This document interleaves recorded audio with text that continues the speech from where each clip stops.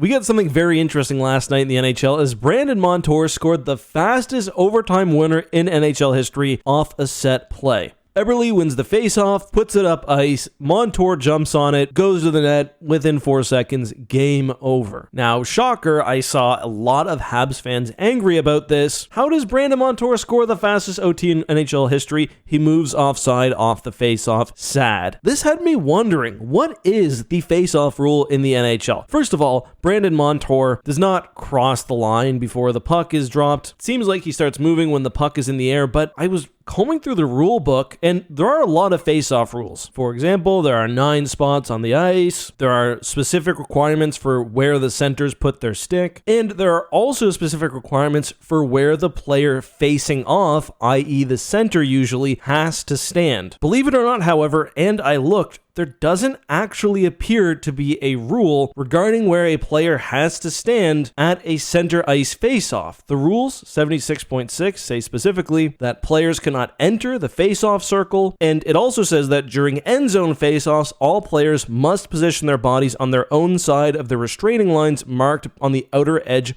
of the face-off circles. However, these lines don't exist on the center circle, and the rule actually specifically says end zone face-offs. It also says that all players must remain onside for face-offs, but being on the other side of the red line doesn't put you offside. That would have to be the other side of the blue line. And there are situations where you could be on the quote-unquote opponent's side while being offside, but not at center ice. So I don't know. Maybe the rule just comes through that one. Maybe there's a technicality in the rule book somewhere else, but I also checked the offside definition, and no, there's a very specific use of the word offside, and that is when you precede the puck into the attacking zone. So I don't know. I'm going to look into this more, and I will update this because I'm very curious. I'm sure the rule exists somewhere in the rule book and I'm just missing it. It's also possible that it's just a technical oversight. Everyone understands the intention of the rule, but it's not quite written correctly. Dave Jackson, I saw on Twitter, used the offside reference,